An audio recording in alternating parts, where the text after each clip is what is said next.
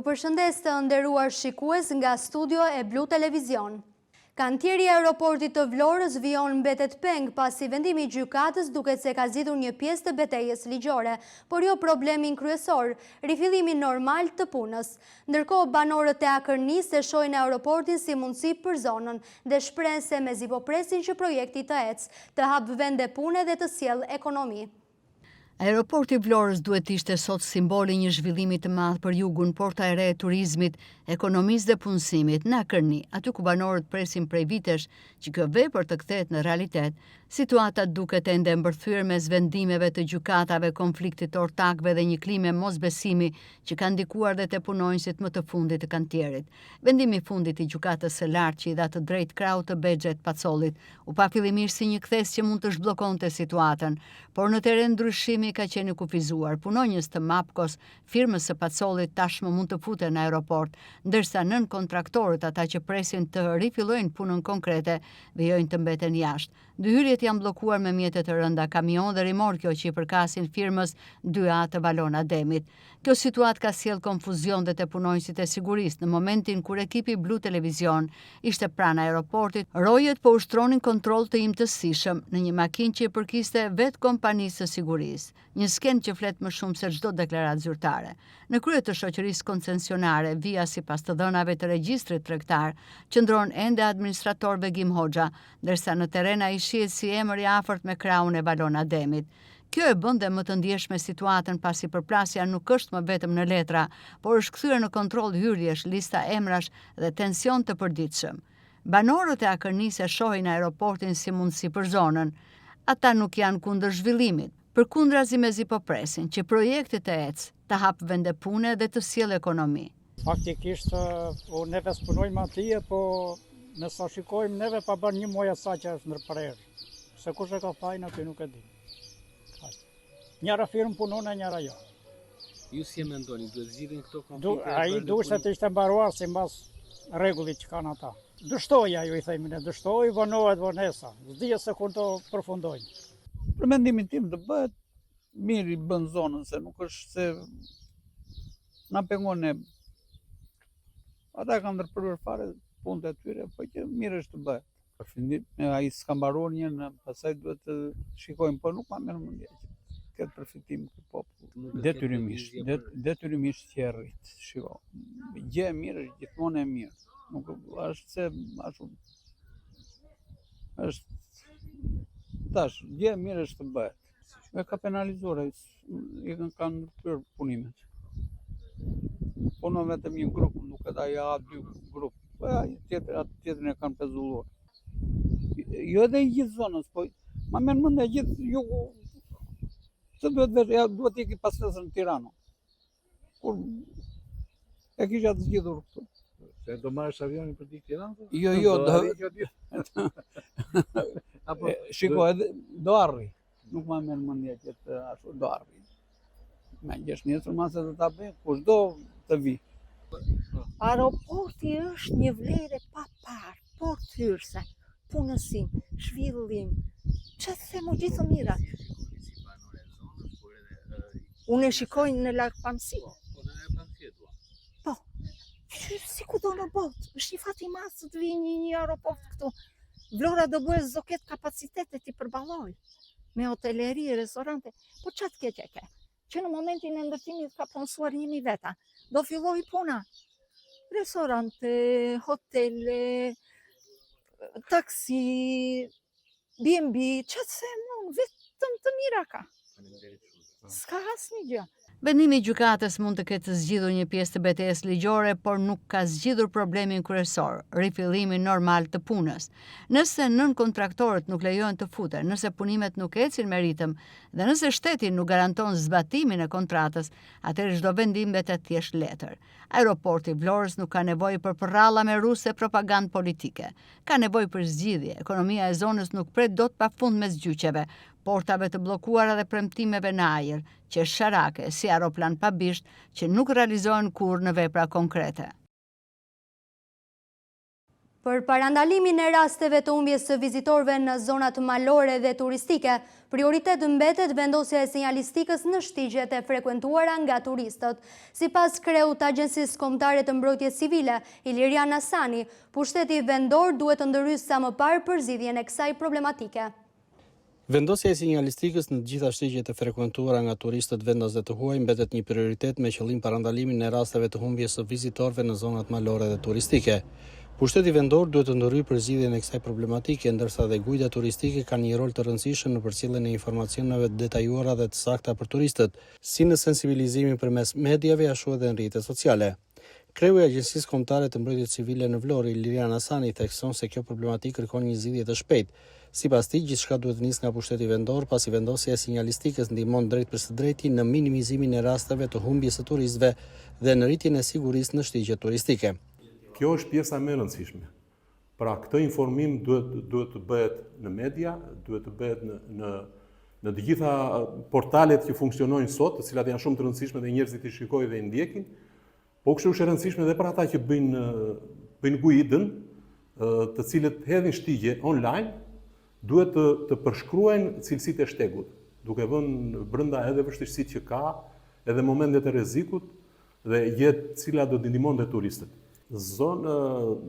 Po flasim për jugun, pra po flasim për malsinë e Vlorës, Llabrisë deri në kufi me Gjirokastër.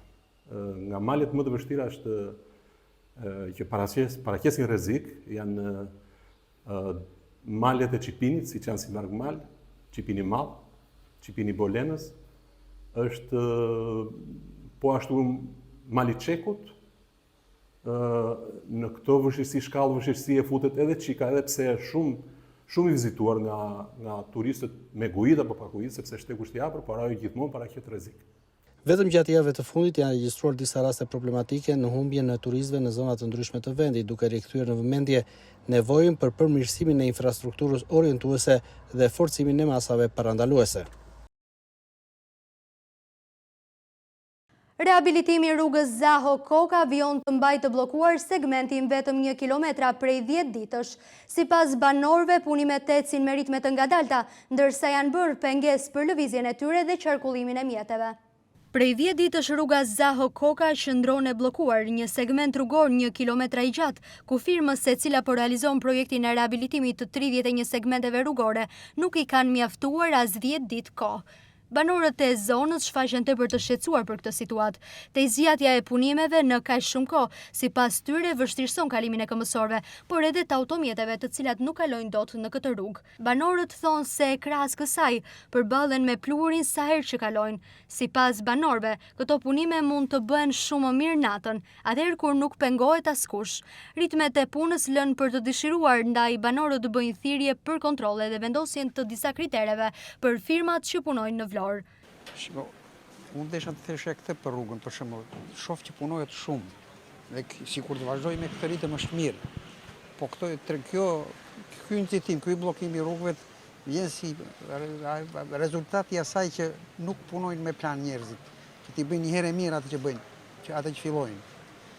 Edhe kjo është fatkeqësi e madhe se nganjëherë nuk kalon dot nga tymi këtu, nuk kalon dot nga zhurma, nga gjithçka që bëhet në rrugë.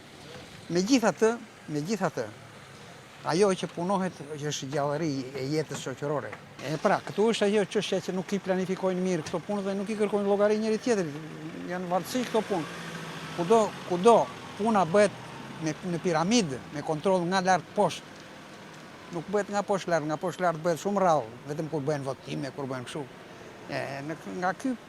Në këtë problem ne jemi shumë vështirë, të gjithë e dimë domethënë se si jemi si shoqëri. E vërtetë është. Po shpresojmë na i rregullojnë. Patjetër që duhen bërë më shpejt. Ktu s'ka koment, çfarë koment do japësh? Normale, ajo tani tërbearin tym, plera. Kur nga bicikletën më tepër se pengohem, erëzohem, kurse për frymarrjen s'ka problem, po me bicikletën është problem, duhet të kesh kujdes, makinat këto pragjet janë shumë të lartë, duhet ta ngrej bicikletën në dorë, ka probleme, po çfarë do bëjmë? Zgjidhja, të punohet më mirë, të mbarojnë sa më shpejt. Kjo është zgjidhja, të punohet nga qeveria. Po e kam parë hajrin e kësaj rruga, unë një javë kemi ndajur te ajo tjetra atje pas poshtë shtëpisë time. e blokuar ka nejtë ajo. Shi komentoj, qa të themo si gjitha punët tjera që kemi në Shqipëri, zvar i marrin të tëra, kush se ka kush me tërmendë, me seriozitet, ato bëjnë punën e tyre, si mësjefi tyre. Natyrisht, boll pluhri që vjen, lere që e kanë bërë parkim, si këtu, si atje është parkim, atje të tjetra parkojnë, edhe kamiona, edhe autobuza, edhe vetura, e furgona, gjitha, s'ke nga kalon, vetëm detyrohemi të kalojmë mes për mes të rrugës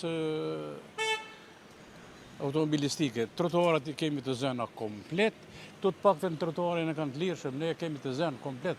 Shikojnë ju atje, edhe bindën edhe filmojeni.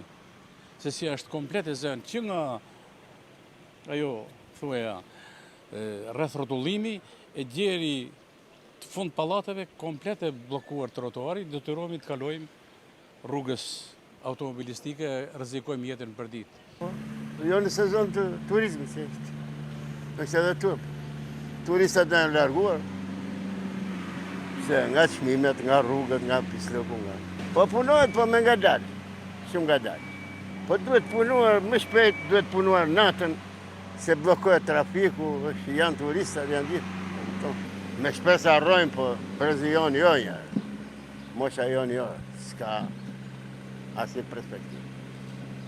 Shikojmë për këta një Britanë, 35 vjetë vajtëm, e një 20 vjetë me në veri, 75 vjetë, unë jam i të dy sistemeve, po ne mosha jone paguam, punuam nga 20 vjetë dhe së përfituam asin gjë. Vlen të theksohet fakti se punimet për rehabilitimin e rrugës Zaho Koka duhet të kishin përfunduar pasi afati për rehabilitimin në total të segmenteve rrugore është brenda këtij sezoni veror, ndërkohë që deri më tani janë rehabilituar vetëm 7 rrugë dhe mbeten në total edhe 24 të tjera. Dikur zemra e jetës artistike dhe shoqërore Selenicës, sot qendra kulturore Miniatori është një godinë amortizuar dhe prej shumë vitesh jashtë funksionit. Banorët kërkojnë rikonstruksionin e saj dhe rikthimin e saj në shërbim të komunitetit. E ndërtuar për komunitetin e minatorëve të Bitumit në një kohë kur Selenica ishte një nga qendrat më të rëndësishme minerare të vendit, qendra kulturore Minatori ka qenë për vite me radhë zemra e jetës artistike dhe shoqërore të qytetit. Në ambientet e saj zhvilloheshin shfaqje teatrore, koncerte, projeksione filmash, aktivitete për fëmijë dhe veprimtari të ndryshme kulturore dhe komunitare. Sot godina ndodhet në gjendje të amortizuar dhe prej shumë vitesh është jashtë funksionit. E dëmtuar nga koha dhe mungesa e investimeve, ajo mbetet një simbol i trashëgimisë industriale dhe kulturore të Selenicës. Në intervistat e tyre për Blu Televizion, banorët e Selenicës kujtojnë me nostalgji vitet kur qendra kulturore ishte plot jetë dhe aktivitete. Ata shprehen të keqardhur që pas viteve 90 ajo pushoi së funksionuari dhe sot është kthyer në një godinë të degraduar. Banorët kërkojnë rikonstruksionin e saj dhe rikthimin në shërbim të komunitetit, me shpresë se do të rigjallërohet dhe një pjesë e historisë dhe identitetit të qytetës. Një kënd sportiv ka qenë kilama e vjetër më përpara. U hoqë ajo dhe u ndërtua një ere këtu. Dhe ka qenë kinema Minatori Selenicës, qytetet Minator të Selenicës. Sot nuk funksionon më si në gjithë vendet e tjera. Do ishte mirë të rikthehesh në ambiente të tjera? Po, patjetër. Unë jam krenar që të zhvillohet prapë të betë si që ishte më përpara. Si ka patur emrin ajo? Kinema Minatori të qytetit të Minator të Selenicës. Kështu ka qenë. Unë i lindur dhe i rritur këtu Selenicës. Dhe në çfarë viti ka funksionuar? Në mend? Deri para sistemit? Para sistemit. Para 90 vjeç ka funksionuar. Nga studentës? Po pasaj era koha që Kjo ka qenë vaka kulture. Deri kur ka funksionuar? Sa për sistemi se funksionuar më. Kam pas sa lokale, sa gjëra, ja kështu. Sa ishte bërja. Ka qenë dukat që si ka funksionuar, jemi kurioz si ka funksionuar. Ka funksionuar dhe lakë për mbledhje, për gjëra, për kështu. Ka qenë dhe kinema? Po, vaka kulture, po, kinema. Kështu që. Është mirë që të rikthehen. Po si s'është mirë. Me këtu tani, unë gjellë vetëm plejtë. Tash filloi demokracia e ndan, tash profesionale, ça ishin ato. E ndan, e ndan edhe po jova privat. Ka mbetur kështu, nuk është frikës. Shka, sens bënd të ishi këthyrë bile, jo të bëjë këthyrë. Të ishi këthyrë bile dhe ishte. Pallat kulture. Ki bibliotekë, kinema, ki sala leximi, çdo gjë. Shau, më shau që lë. Pastaj 90 u shkatruan gjithë ngeli ashtu. Më thënë ka funksionuar dhe në vitin 90. Po. Si? Po bere në 87, 88 do duhet bërë. Të ka jash kushte mandon si sa ka u bere. Atëra u bere. Çfarë shfaqesh? Po, simba, vinë strada, vinë. Do të bëri jeta kulturore dhe gjallëria në Seleni, ti mungon? Këtu s'ka njerëz më nashi çaj. Këtu shikoj sa njerëz janë këtu. Qendra kulturore Minatori u ndërtua në fillim të viteve 80 në Selenis, pas ndryshimit të sistemit ajo u la në arrest dhe gradualisht doli jashtë funksionit. Sot godina e amortizuar është dëshmi e së kaluarës, që u kujton banorëve një periudhë kur ky objekt ishte qendër e jetës kulturore dhe artistike të qytetit.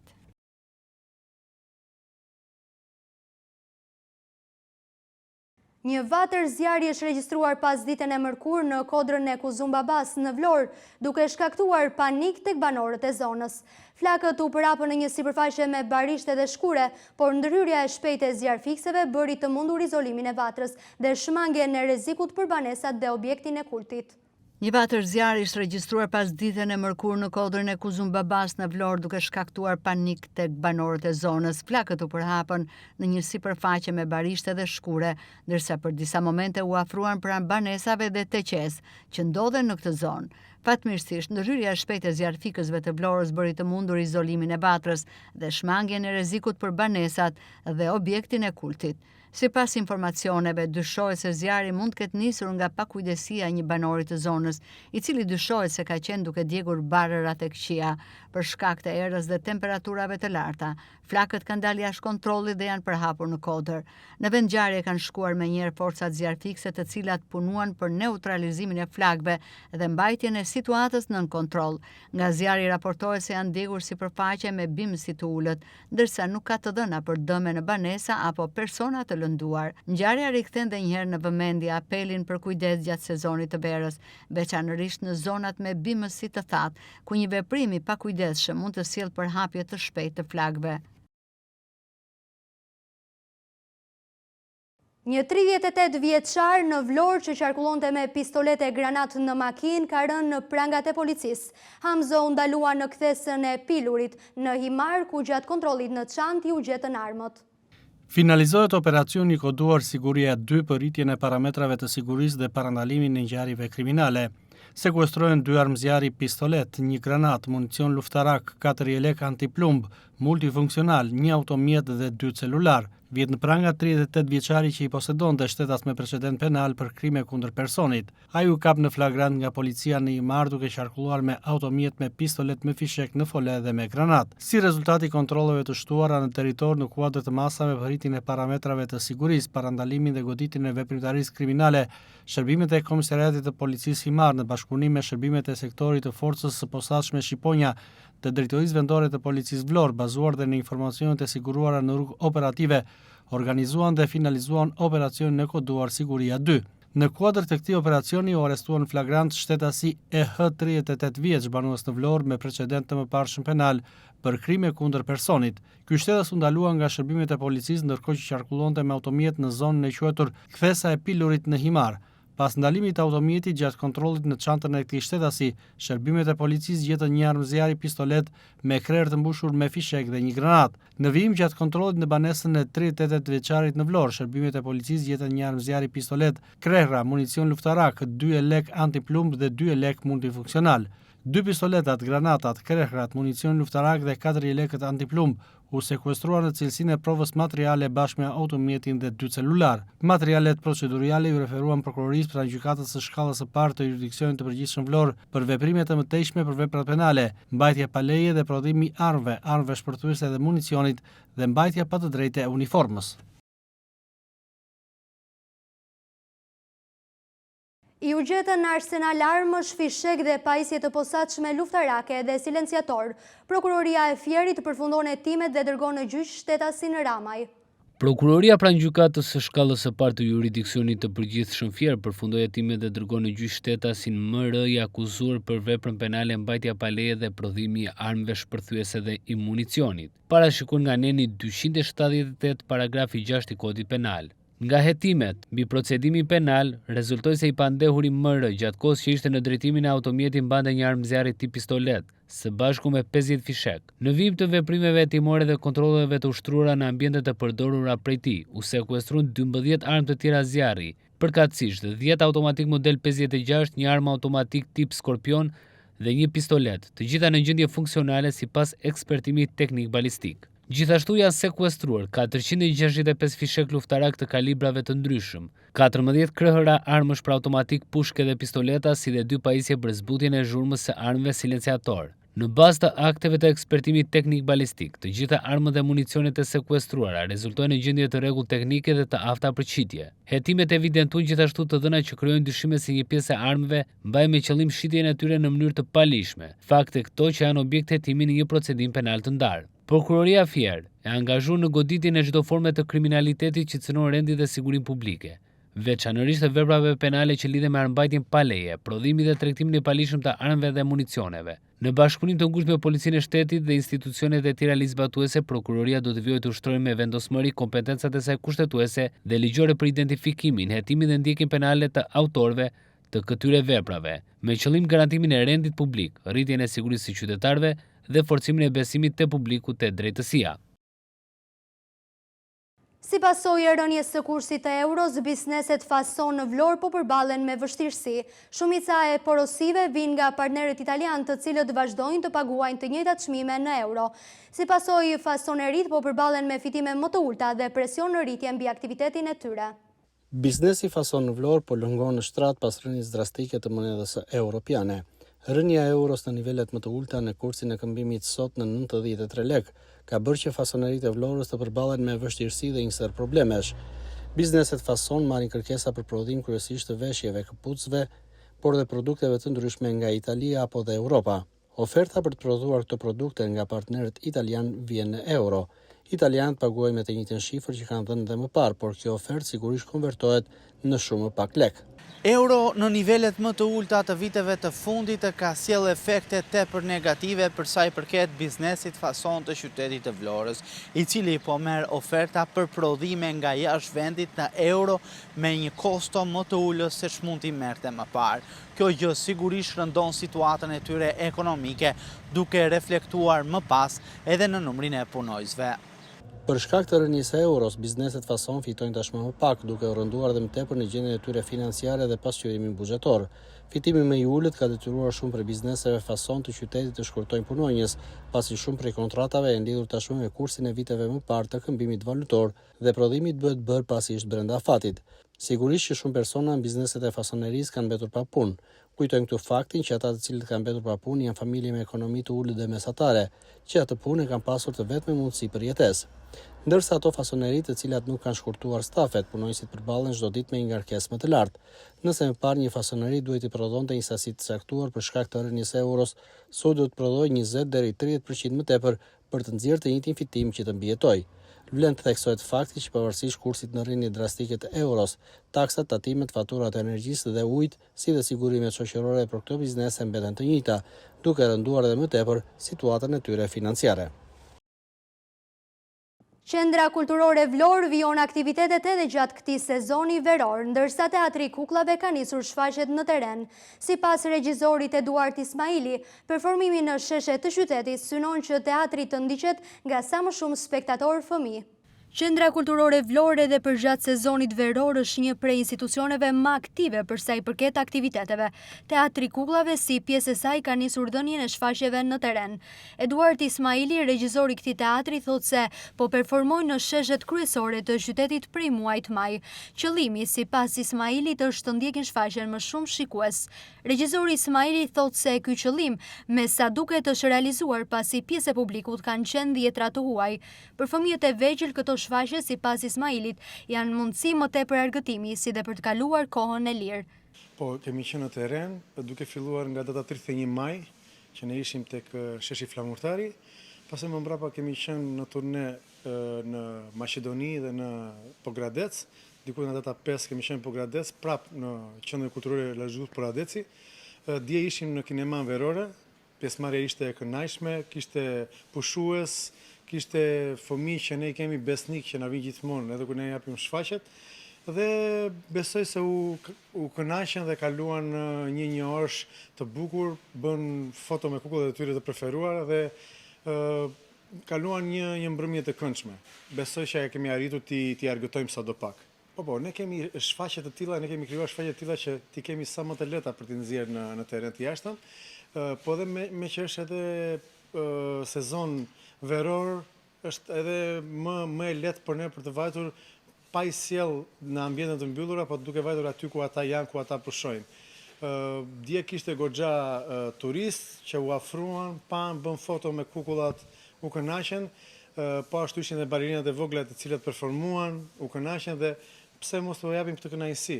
Ne mundësinë e kemi, mund të shkojmë në sheshe të ndryshme, nuk kemi probleme të tilla më shumë me infrastrukturën, kështu që jemi, besoj çdo gjë është okay, çdo gjë në rregull. Atëherë janë shfaqje që ne i kemi pasur, siç janë ylli që ra në Kopësht, ku janë ëndrat, pastaj avash besoj tani nga gushti do të fillojmë edhe me përzgjedhjen e pjesëve të reja që mendojmë nga shtatori të fillojë edhe premiera e re.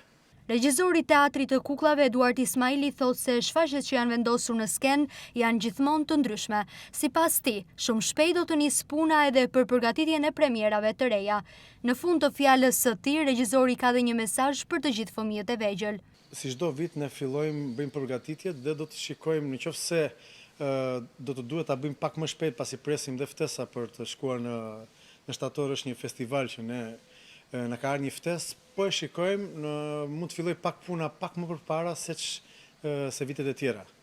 Thirrja ime është që të dalin, tani në sezon veror ne do të jemi her pas here nga kalendari mujor që ne bëjmë në qendrën kulturore, do të jemi edhe në një muajin tjetër do të jemi në një shesh tjetër e kështu me radhë. Besoj me kalendari do të jetë çdo gjë, ata që na ndjekin e shikojnë dhe janë besnik. Aktivitetet të ndryshme festive, koncerte, teatri kukullave, ekspozita janë pjesë e kalendarit të ngjeshur të aktiviteteve të Qendrës së Kulturës në Vlorë përgjatë korikut. Partia Demokratike bëri të ditur sot se Komiteti Parlamentar për Stabilizimin, Asocim Shqipëri Bashkim Evropian nuk arriti të miratojë një rezolut të përbashkët për procesin e integrimit evropian të Shqipërisë. Partia Demokratike bëri të ditur sot se Komiteti Parlamentar për Stabilizim Asocim Shqipëri Bashkimi Evropian nuk arriti të miratojë një rezolut të përbashkët për procesin e integrimit evropian të Shqipërisë, duke ja atribuar këtë si pasaj refuzimit nga majoranca të amendamenteve të propozuara nga opozita. Në një deklarat për mediat, Partia Demokratike bëri të ditur se Partia Socialiste refuzoi më shumë se 30 amendamente të paraqitura nga demokratët, të cilat si pasaj morën mbështetjen e eurodeputetëve pjesëmarrës në komitet. Sipas Partisë Demokratike, amendamentet kishin në fokus forcimin e luftës kundër korrupsionit, heqjen dorë nga mbrojtja politike për zyrtarët e akuzuar për korrupsion, zbatimin e vendimit të gjykatave, veçanërisht të gjykatës kushtetuese, si dhe rritjen e transparencës, llogaridhënies dhe mekanizmave të kontrollit institucional.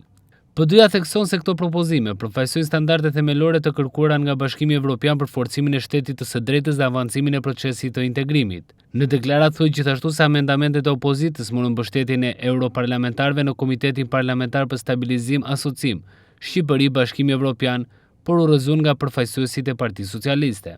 Përfaqësuesit e Partisë Demokratike, sipas njoftimit, ritheksuan angazhimin e tyre në mbështetje të procesit të integrimit evropian të Shqipërisë, duke theksuar se sipas tyre anëtarësimi në Bashkimin Evropian mund të arrihet vetëm përmes reformave konkrete.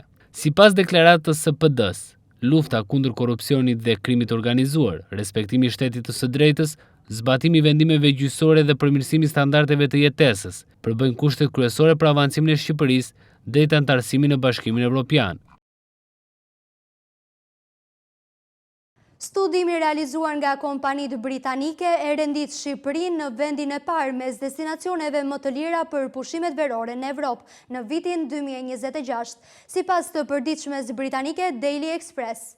Studimi realizuar nga kompania britanike e kartave të kreditit Aqua e rendit Shqipërinë në vendin e parë mes destinacioneve më të lira për pushimet verore në Evropë në vitin 2026, sipas të përditshmes britanike Daily Express.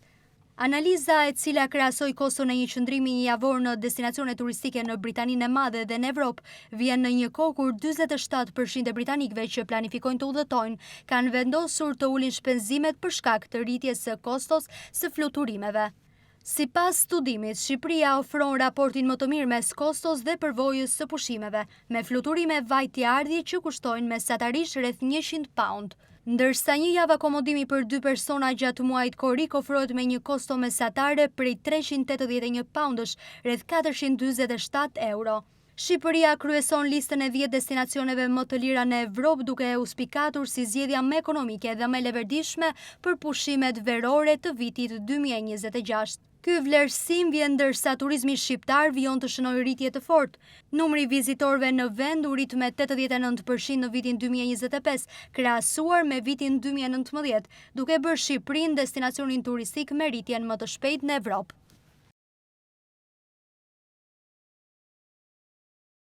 Të nderuar shikues, kemi mbritur në fund të këtij edicioni, ju falenderojmë për vëmendjen, bashkë mirupafshim.